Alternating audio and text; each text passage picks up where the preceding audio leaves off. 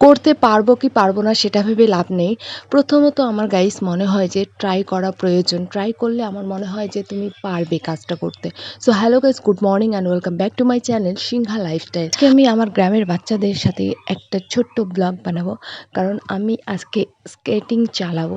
দেখতে পাচ্ছ আমার সামনে একটা ভাস্তা স্কেটিং পড়ছে, তো ওরই আজকে স্কেটিংটা আমি চালাবো গাইস। ওকে আমি বললাম একটু আগেই যে তোর স্কেটিংটা নিয়ে আয়, তো আজকে আমি ট্রাই করব। দেখতে পাচ্ছ ও নতুন নিয়েছে, ও ভালো মতন পারে না, তবে চেষ্টা করে ও, মানে করার শিখতে শিখতে হয়ে গেছে ওর অনেকটাই। বাট এখন আমি পড়ছি, দেখতে পাচ্ছ তোমরা। স্কেটিংটা চালাতে পারবো কি পারবো না জানি না গাইস, পড়ে গেলে তো মানে শেষ অবস্থা হবে। তো যাই হোক, আমি পড়তেও পারছিলাম না, ভাস্তিটা এসে দেখিয়ে দিল যে এভাবে পড়ো। তো যাই হোক, ফার্স্ট টাইম ট্রাই করছি গাইস। আর যদি আমি ভালো চালাতে পারি বা কয়েকদিন ট্রাই করব, তাহলে আমি ওকে নিয়ে নিব। হয়ে গেছে আমার স্কেটিং চালানো, দেখতে পাচ্ছ। ভীষণ ভয় লাগছে, আমি মানে এগোতেই পারছিলাম না, খুব ভয়ে ভয়ে এগোচ্ছিলাম। আর যদি একবার এই পাকা রাস্তায় পড়ি তাহলে অবস্থা খুব খারাপ হয়ে যাবে, এটা ভেবে যে না ভাই আস্তে আস্তে চলো। এই যে গেলাম পড়ে, দূর। এই বাইকটার জন্য ভয় পাচ্ছিলাম যে বাইকটা আমাকে লাগিয়ে দেয় নাকি।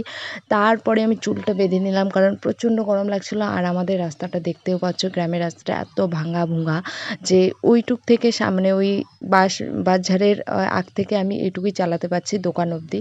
তাছাড়া আমি চালাতেই পারছি না, কারণ আগে দেখতে পাচ্ছ রাস্তা এত ভাঙা ভুঙা, ওইদিকে তো চালাতেই পারবো না। সো এইদিকে অনেক ভাস্তারা চলে আসছে দেখার জন্য যে আমি পারি কি পারি না।